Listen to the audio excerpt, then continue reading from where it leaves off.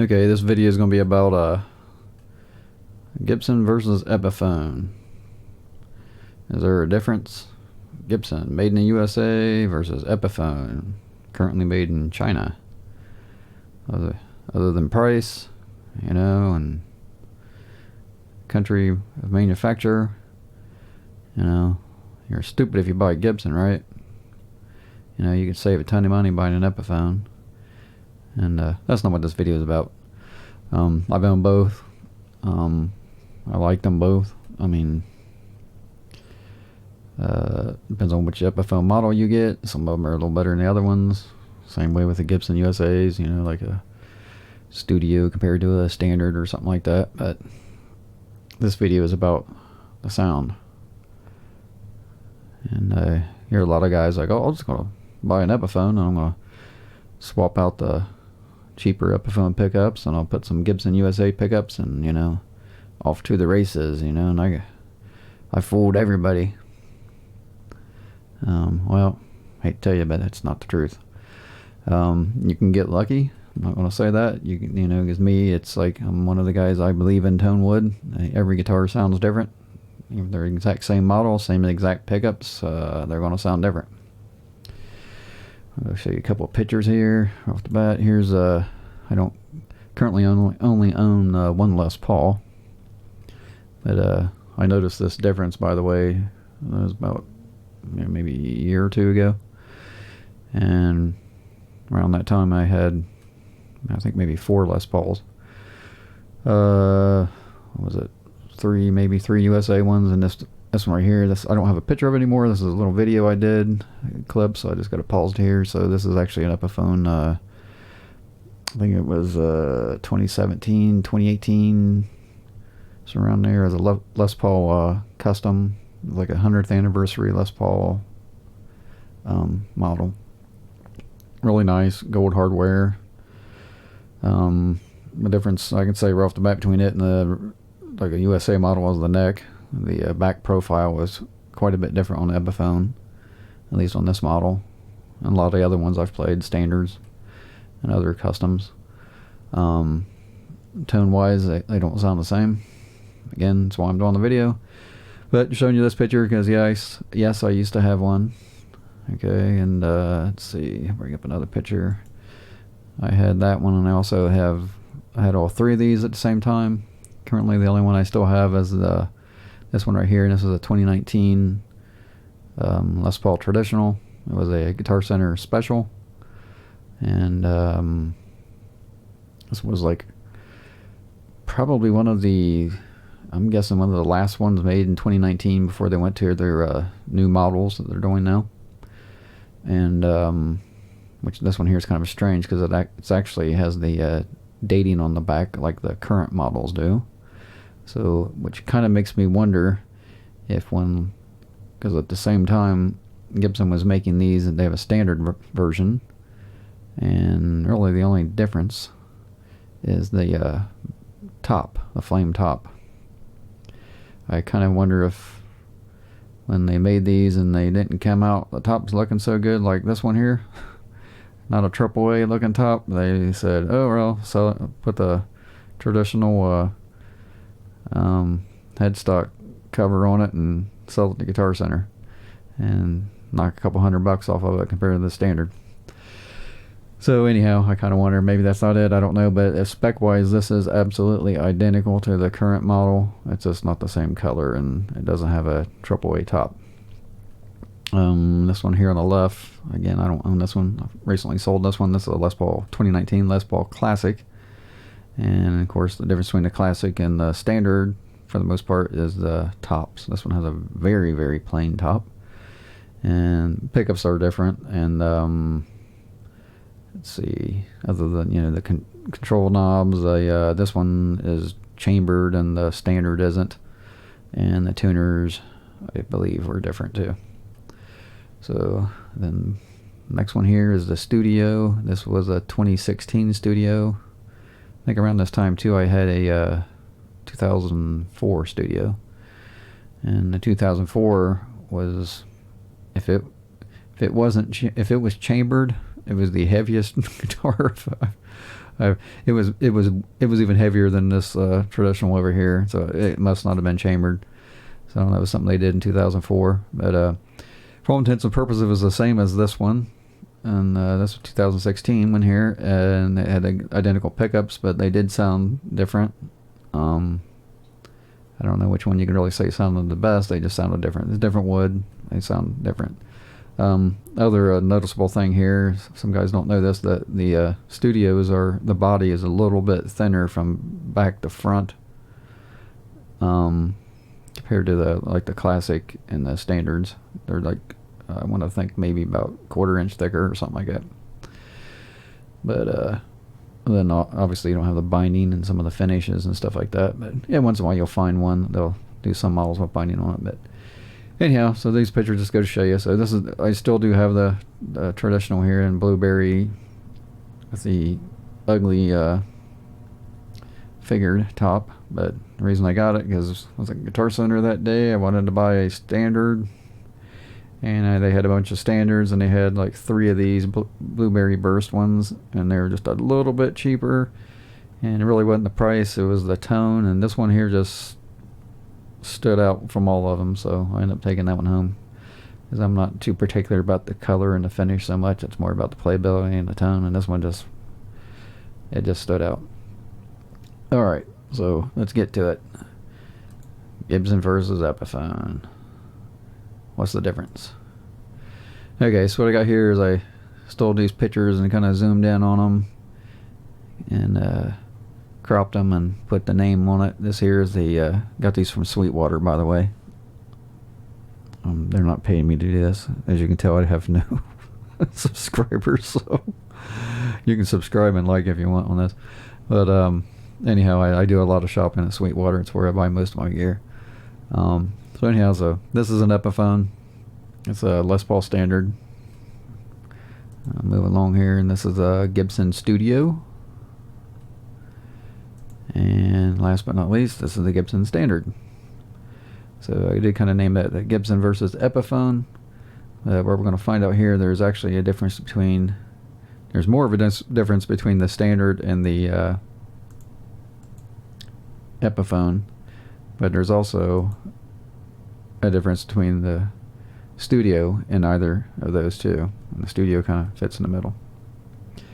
So let's go back to this other picture here real quick. I've never heard of this before. When I found this noticeable difference out, I brought it up one time on a forum I belong to, a musical forum, and a lot of guys that play Gibsons and stuff, and most people thought it was crazy, or they were saying, yeah, that's Gibson quality control, you know. As far as I'm concerned, I haven't had any issues ever with like, so you got these 3 here. Like I said, I had another Studio. I had another Studio even before that. I've had see, a few years back before that, I had another Les Paul. I think it was like a faded version or something like that. I had an SG, owned a Flying V, and I've never had any issues. I know what a lot of these guys say that and stuff, and I think it's a lot of people I think are just jealous that, you know, if they can't afford the higher end models or something like that, or whatever, there's even the Studio versions and stuff, they just want to knock them. Any guitar company can have issues. When I had that Epiphone, I guess it had a couple, I guess you'd say, finish flaws on it. All 3 of these right here, I couldn't find anything wrong with them. Nothing. Although I can't say, I did have an Epiphone somewhere in this time frame too. I had one that did have binding on it. But nice to have owned that one when I figured all this difference out. But anyhow, the reason I no longer own that one is I did take that back, and that was for an issue. It wasn't a horrid issue, but it was the truss rod was pretty much not a whole lot of adjustment in it, and I was a little worried about it. It played fine. It was set up great.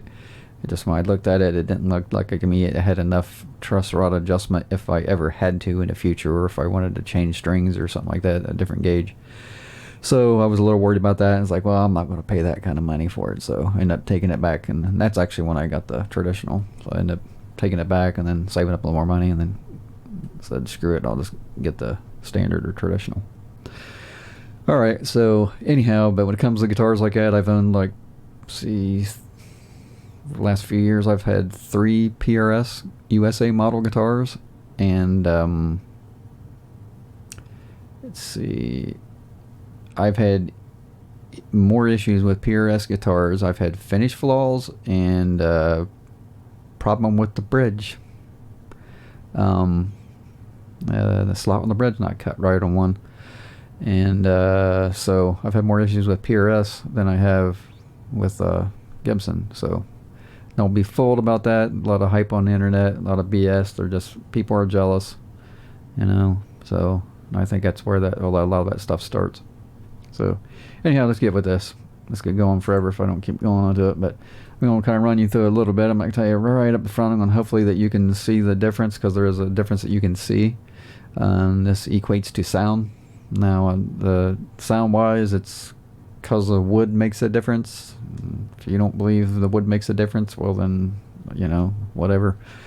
You're just not experienced enough. You haven't played enough guitars. You haven't been around long enough. I don't know. I mean, I'm not the smartest guy in the world, but I've played a lot of guitars, and I've played for a long time, so I know that the wood on a guitar makes a difference. I'm not going to tell you I can pick out in a mix that, oh, that's a mahogany body guitar or something, but give me several different guitars, let me play them for a little bit, blindfold me, I'll tell you which one's which. So that's pretty much it. But, and I've owned lots of guitars, same exact models, and they sound different. So even the same color. So that's that. Every piece of wood vibrates. I guess that's a whole other video I could talk about, but I'm not going to get there right now. But anyhow, whatever. So tone wood. Yes, I believe in tone wood. So that's that. So anyhow, so again here we got the Epiphone. So what we're looking at here is a difference. There's a difference between that. There's a difference between that, and then when I'm saying seeing, it's not the color. It's not the color of the guitar or the any of the hardware. There's a difference. See if you can see it. Do you see it? If you see it yet, I'll zone you in on it. It's down here. It's actually more than this one. There's two differences actually. Look right here. Epiphone, Studio, Standard. You see it? I seen it because it started off because I had to, well, the pick guard's off. I was going like, well, am I going with pick guard or not pick guard? And I happen to have an Epiphone, and then I tried to put one of the pick guards, maybe it was this one here, the black one. That Epiphone was black if I remember right. Yeah. And I tried to put one of the wrong pick guards on the wrong guitar. So anyhow, I found out real quickly that the Epiphone pick guard does not fit on a USA Gibson, and vice versa.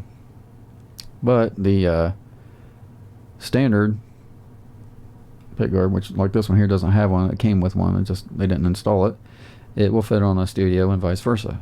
So that started making me going, huh? Why? This is the reason. Look right here. This is the Epiphone. Pay attention. Right here. Studio. Right here. Standard. Right here. You see it yet? If you've seen it yet, put it down in the comments. Hey, I seen it before you said it. Okay, so here it is. And you can measure this. The difference between those 3 guitars is the distance between the bridge and the pickup. And you can measure it. Look right here, real close. It's easier to tell right here. This bridge is obviously slanted, and on every model it's going to be a little bit of more of a difference between here on your low E than on your high E. It's a lot easier to tell right here. And after I've seen this, I can spot it now. You can show me a picture of a Epiphone and a Les Paul, and as long as I can, a decent enough picture, close enough up, I can tell you which is which without looking at the headstock. It's so easy and so obvious. This is a standard because the distance is closer between the bridge pickup and bridge. See the Studio? It's a little further away. And the Epiphone, even further. Are you getting it now? That's why you can't put Gibson USA pickups in this guitar and think it's going to sound just like a Gibson. That don't mean it's going to sound bad. So I had my Epiphone, I put 57 Classics in it. It did improve the clarity a little bit. And I liked that because it did sound a little muddier. But why did it sound muddier? Because of this distance. Take your bridge pickup, move it more towards the neck. It's going to have a little bit more bass. Not as crisp sounding. Not as bitey sounding. So that's why that'll never work. Now, because of the wood, again, you tone wood deniers out there, you know, you can forget about talking about this part because you don't believe it. But anyhow, you can have different pieces of wood. So there's a possibility you can get a snappier, bitier sounding piece of wood on an Epiphone, and it might sound just like a standard. Or vice versa, you can get a standard that has wood that's not as snappy, and it might sound like an Epiphone. But if the wood were exactly the same, there is no way this Epiphone is ever, with the same pickups, the exact same wood, is ever going to sound identical. That's the biggest difference. If you listen closely, you're going to hear that. The Epiphone is always going to be a little darker on the bridge pickup and a little muddier because of that pickup position. Now, if you remember right, I mentioned something about the pick guard. What did that have to do with it? Look again, there's another difference. Not only the bridge pickup, the neck pickup. Now in this case, two of them are kind of the same, but not really. Look at the distance here. Make that stick in your brain real hard. See that distance there? Now look at that, or look at the studio. It's further away. Bigger difference. And the standard, same as the studio. Oh, wait a minute. Right. Okay, let's do it again. Epiphone, see that? Closer. Studio. These two are further away. Standard, same exact distance. Okay, but something's also got to be off different here. What is that? If this pick guard here works on the standard and the studio, what's different? Because this is different. Here. You now look right here. Look at the 22nd fret compared to where the pickup is. This has binding. The studio doesn't have binding, but disregard the binding. Just look at the distance here. See that? A little less. So what does that mean? Studio compared to the standard is, again, studio is going to sound a little bit muddier, not as snappy. On the neck pickup, it's going to be a little bit more bassier. And that pickup's just slightly more towards the neck. Same distance in between, but both pickups together in unison, slightly more towards the neck. It's probably why they usually go with a higher output. Not always, but generally speaking, most studios will have a 498 or something like that in it. A little hotter pickup. Probably trying to make up that difference because right here it's not as snappy. So, and the neck pickup just doesn't sound as good as the standard. Standard's like not as much bass, a little less bass. Sounds a little bit better. But it's, of course, that's your opinion, or my opinion, and your opinion might be different on that. But anyhow, now really pay attention to this, because the Epiphone in this next picture here, or the first one we looked at, has binding on it. So get that in your brain right there, right? Okay. Now go look at the Epiphone. Whoa, really stands out now, don't it? See that? Really close. So this pickup here, bridge pickup, way far away from the bridge right there. Closer together and much more towards the 22nd fret. So again, muddier. That's going to sound even muddier. So Epiphones are always going to sound muddier, and you can put other pickups in it. Yeah, you might find a brighter pickup, and that's going to help, and it might get you close. But I wouldn't go out and spending your money on Gibson pickups thinking that you're going to get the same result. You might get lucky, but probably not going to. So now if these pickup manufacturers knew this, maybe they can design a pickup that sounds like a Burstbucker or whatever, or 59 path or something like that, and have it voiced for the Epiphone guitar, which is going to sound more muddier. So that's it, folks. You get it?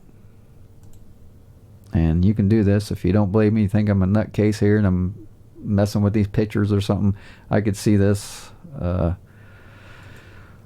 my wall sitting 6 feet away, like right here. That's, if you can see it here, this is I think it's harder to see this picture on the traditional, but the classic is actually the exact same as the standard. See the difference here and the difference here, so it's kind of hard to see in the picture. Maybe I can zoom that in a little bit. That picture's taken in about 6 feet away or something like that, so a little harder to see there. But in the room, and you have all three of those. You have you have a traditional or standard, and you have a studio and an Epiphone. Like I said, I had a picture of that once. I wish I would have saved it, but somehow I lost it. That would have been great to still have that, because you can really see it. But anyhow, so that's it. That's the difference. Go to a store, put them next to each other, and look, and you'll see it. You take your finger and slide it in between here and here. Now, some people will say something that might have something to do with the bridge. Now, that is, there is a difference in the bridge. This being the ABR style, and this being the Nashville, which kind of makes me wonder. I think maybe does Gibson put the Nashville on the studio to give you the visual effect that this is make it look like it's closer? Maybe not. I don't know. But yeah, like I said, I can't unsee this now. Every time I see a picture of a Les Paul, I can't unsee it. And another thing I've noticed too is I don't think I've seen any yet that I think maybe possibly I think the Gibson or the Epiphone SG might be in the same position. I think I've seen that once. I can be wrong on that, so don't quote me on it. But a lot of other manufacturers, same way. They don't put their pickup as close to the bridge. Some of the the Asian manufacturers, and even like PRS that makes like the 594 and stuff like that, theirs are more the distance of the Epiphone. So that's a thing. So I don't know if these other companies know that or what, but anyhow, like I said, I'm not crazy. If you think I'm crazy, prove me wrong. Go to a store, or if you have an Epiphone and a standard, a Gibson, a USA model, look at them. Get your tape measure out and measure it. Like I said, it's probably, I'm going to say it's probably about an eighth of an inch difference. I could be wrong here. It might be 3/16, maybe it's millimeters or something like that. But it's it's there. So now you know. It's spreading the news. Like and subscribe.